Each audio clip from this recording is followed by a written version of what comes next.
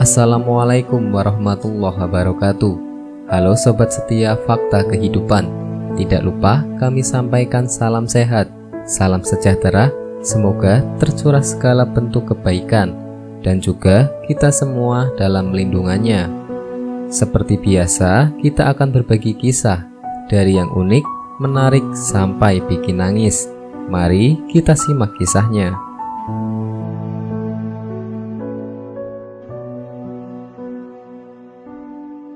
Inilah cara beristighfar agar ibadah dan manfaatnya tidak ditolak. Istighfar merupakan lafaz zikir yang begitu mudah diucapkan. Namun manfaat dengan membaca bacaan tersebut sangatlah banyak. Selain menjadi penyebab terbukanya pintu rezeki, juga menjadi jalan diampuni segala dosa manusia. Istighfar menjadi bacaan rutin umat muslim dalam setiap hal, terutama saat beribadah 5 waktu.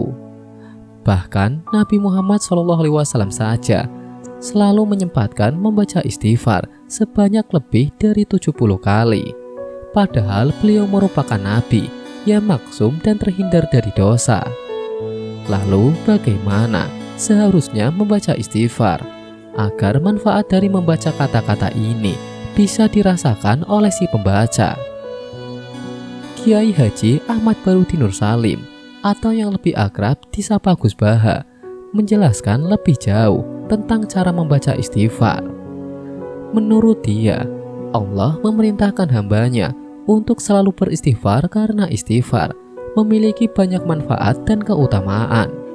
Di antaranya membantu melancarkan rezeki, menggugurkan dosa, memudahkan segala urusan, selamat dari api neraka, dan masih banyak lagi. Istighfar adalah hal yang penting, yang banyak diremehkan orang pada masa ini. Banyak orang menganggap istighfar tidak perlu karena hanya membuang waktu. Padahal Rasulullah SAW yang sudah dijamin oleh Allah untuk masuk surga, tidak pernah kurang beristighfar 70 kali dalam sehari. Dalam sebuah tausiahnya, Gus Baha mengatakan istighfar tidak akan diterima oleh Allah Subhanahu wa Ta'ala selama belum melakukan hal ini.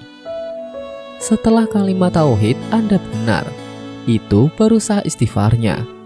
Ungkap Gus Baha dikutip dari banyuwanginetwork.com dengan judul istighfar tidak diterima Allah jika belum melakukan hal ini. Sekarang saya dikasih pertanyaan, istighfarnya orang kafir itu sah atau tidak? Tidak sah, karena belum ada tauhid. Makanya ada orang kafir 80 tahun, terus sekarang baca kalimat syahadat. Ketika semua dosanya langsung diampuni, jelasnya. Tauhid artinya mengesahkan Allah. Dalam firman-Nya, Allah telah menyebut bahwa syarat istighfar itu setelah tauhid. Bahkan menurut Abu Hasan As-Sahili, beristighfar dengan dasar kalimat ini.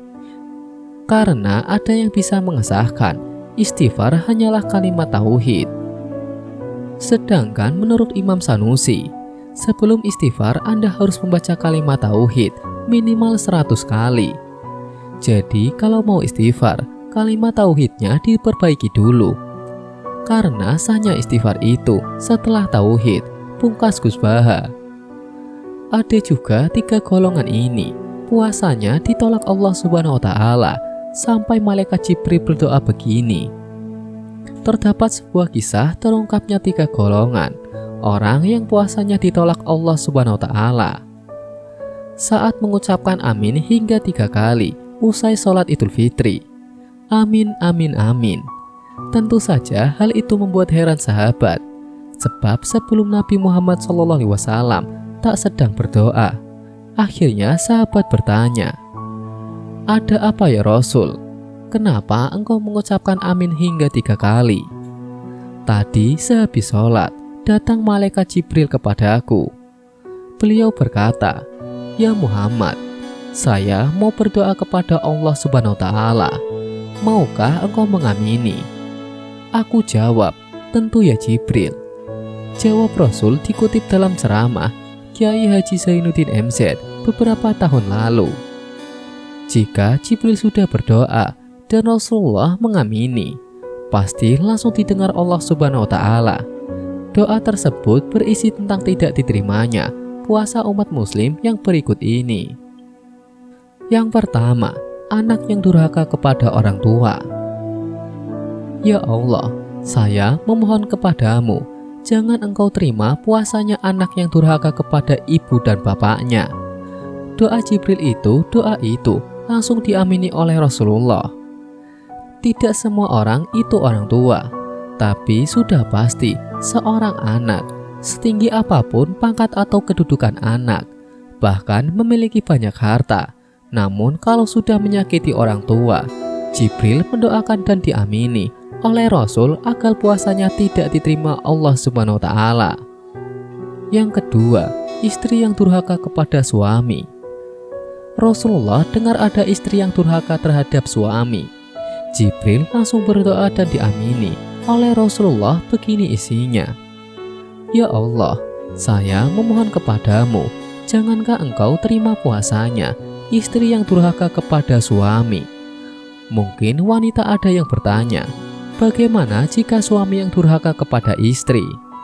Poinnya, suami ini pemimpin rumah tangga dan bakal diminta pertanggungjawaban atas istrinya. Allah berfirman, suami istri bagaikan pakaian. Surat Al-Baqarah ayat 187. Jika suami istri bagaikan pakaian, sudah pasti untuk menutupi. Suami dan istri harus saling menutupi kekurangan masing-masing. Yang ketiga, Muslim yang tak mau memaafkan saudara sesama Muslim. Memaafkan lebih berat dari meminta maaf, tapi memberi maaf lebih mulia daripada meminta maaf. Biasanya saat Idul Fitri halal bihalal, saling maaf memaafkan. Halal bihalal itu bahasanya Arab yang di Arab sendiri, tak ada tradisi itu. Asal kata dari halalun bihalalin, artinya halal dengan halal. Maksudnya, kemarin si A menyakiti si B, dan itu haram. Maka sekarang saat halal bihalal, tolong dihalalkan, tolong dimaafkan. Ini memperbaiki hubungan dengan sesama manusia.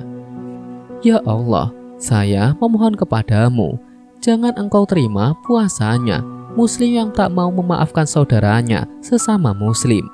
Doa Jibril, doa itu kembali diamini oleh Rasulullah. Orang sufi mengajarkan, tak ada dosa kecil jika ditumpuk terus-menerus, tak ada dosa besar jika setiap hari digempur dengan istighfar. Rasulullah Shallallahu Alaihi Wasallam bersabda, silaturahmilah engkau kepada orang yang marah denganmu, bahkan dengan orang yang pelit sekalipun. Semoga kisah di atas bisa menjadi pelajaran untuk kita semua. Sekian, wallahu a'lam bishawab.